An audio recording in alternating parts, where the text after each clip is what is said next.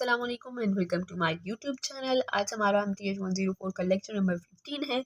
इसमें हम partition and equivalence relation पढ़ेंगे। ठीक है, पार्टीशन मतलब सेट की पार्टीशन कैसे होती है। तो बहुत इजी जो कॉन्सेप्ट है। पार्टीशन का क्या मतलब कि एक घर है, उसको हमने पार्टीशन कर दिया है। ठीक है, एक पोर्शन, दूसरा पोर्शन, तीसरा पोर्शन। तो अब आपको पता है कि पहले पोर्शन का हिस्सा दूसरे में कहीं भी नहीं आएगा। ठीक है, दूसरे में नहीं आएगा, दूसरे का तीसरे में नहीं आएगा। तो वैसे ही यहाँ पर है पार्टीशन, अ सेट में बी डिवाइडेड अब टू डिसजॉइंट सबसेट। डिसजॉइंट का मतलब कि एक दूसरे से ज्वाइन नहीं करेंगे, नो कॉमन एलिमेंट इसका मतलब है। ठीक है, अब यहाँ एग्जांपल देखें तो हमारे पास एक सेट है 1 2 3 4। आपने इसके जो है पार्टीशन करनी है। तो आप कैसे करते हैं, अपनी मर्जी से 1 2 का ले लिया, 3 का ले लिया, 4 का। लेकिन शर्त यह है कि पहले सेट की जो पार्टीशन है दूसरे में ना आए। अब 1 2 है ना, तो इसमें 2 और 1 नहीं आना चाहिए। 3 है और 4 है तो इसमें ना 4 हो ना इसमें 3 हो। ठीक है, पार्टीशन में कोई भी कॉमन एलिमेंट नहीं होगा। जब हम इसका यूनियन लें तो हमारे पास एम्प्टी सेट आए, क्योंकि इंटरसेक्शन लें तो कुछ भी कॉमन ना आए। तो एम्प्टी सेट, अब इनमें कुछ भी कॉमन नहीं है ना। लेकिन जब हम यूनियन इसका लेते हैं तो यूनियन में वही ओरिजिनल सेट बन जाएगा, क्योंकि सबको इकट्ठा करके लिखना है। तो इकट्ठा करके लिखेंगे तो आपके पास यही सेट आ जाएगा दोबारा से। ठीक है, तो पार्टीशन का यही कॉन्सेप्ट है, छोटा सा। अब इसकी वेन डायग्राम देखें अगर, तो वेन डायग्राम से आपको ज़्यादा अच्छे से समझ आ जाएगी।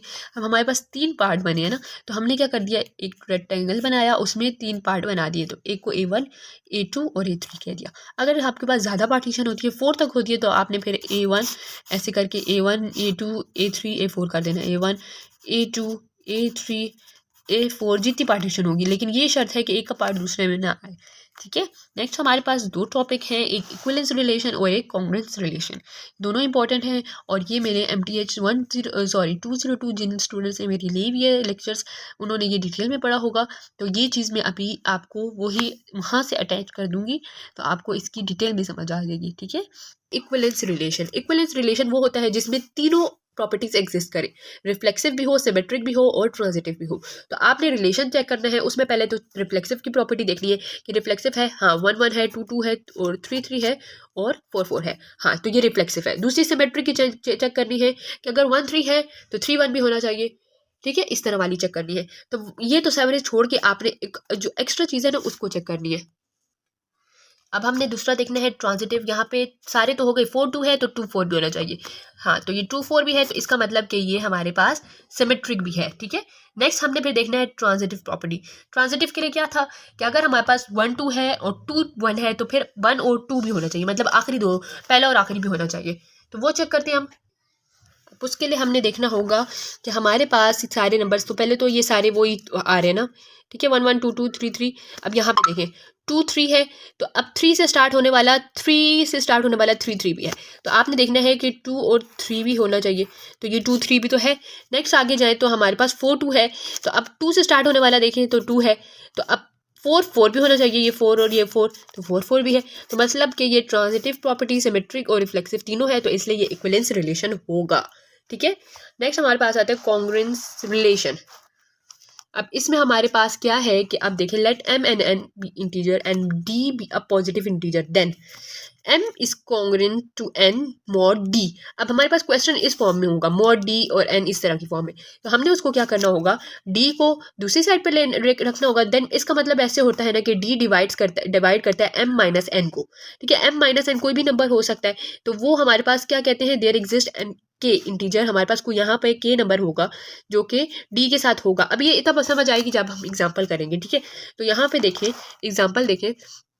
अब 22 is congruent to 1 mod D. देखिए 22 m की जगह आ गया, कॉन्ग्रुएंट टू n की जगह 1 आ गया, मॉड डी। ये इस फॉर्म में है। ठीक है, हमने इस फॉर्म में बनाना है। तो हमने क्या करना है, डी को उधर ले जाएंगे, डी। ठीक है, डी के साथ क्या है, यहाँ मॉड डी ये क्या आ रहा है, 3 आ रहा है ना, तो 3 डिवाइड्स 22 माइनस 1, इस तरह करना होगा। ये m माइनस n है ना, तो हमने क्या कर दिया 22 माइनस n। तो अब करें 3 डिवाइड्स 22 माइनस 1, तो करते हैं 21 आ जाता है। तो जब देखें तो 3 डिवाइड करता है ना 21 को, 3 की 27 आता है, 3 7 से 21। तो 3 जब डिवाइड कर रहा है, इट्स मीन कि ये कॉन्ग्रुएंस है। ठीक है, ये relation 22 is congruence to mod 3, इस तरह कहेंगे। एक दो एग्जांपल और देखें तो ये चीज़ आपको अच्छे से समझ आ जाएगी। यहाँ पे देखें तो हमारे पास -5 is congruent to 10 mod D. तो हमने मॉड डी इधर लेके जाना है, डी डिवाइड्स -5 और -10 करना है, ये कॉन्ग्रेंट के अंदर जो होगा ना वो भी माइनस हो जाएगा। इस तरह भी समझ लेते हैं कि जब ये चीज़ उधर चली जाती है तो यहाँ प्लस है तो उधर जाके माइनस हो जाएगी। लेकिन ये चीज़ आपके लिए ज़्यादा आसान है कि आपके कि ये जो मॉड डी है उसको हमने ऐसे लिख लेना, 3 डिवाइड्स -5 वैसे ही रहेगा और ये -10 हो जाएगा। मतलब ये जो दूसरा है ना इसको माइनस में लगा देंगे। ये तो -5 का साइन है ना, बीच वाला साइन माइनस ही होना है। ठीक है, ये m-n है ना, जैसे m-n, तो ये साइन वही है, ये तो इस नंबर के साथ साइन है, इससे इसका कोई फर्क नहीं पड़ता। आपने बीच वाला वही रखना है। तो अब इसको देखिए, -5 और -10 तो -15 होते हैं, तो 3 डिवाइड करता है ना 15 को, 3 5 15, प्लस माइनस से कुछ नहीं होता, वही माइनस वही चीज़ आ जाती है। ठीक है, आपने ये देखना है कि ये 3 डिवाइड कर रहा है 15 को कि नहीं।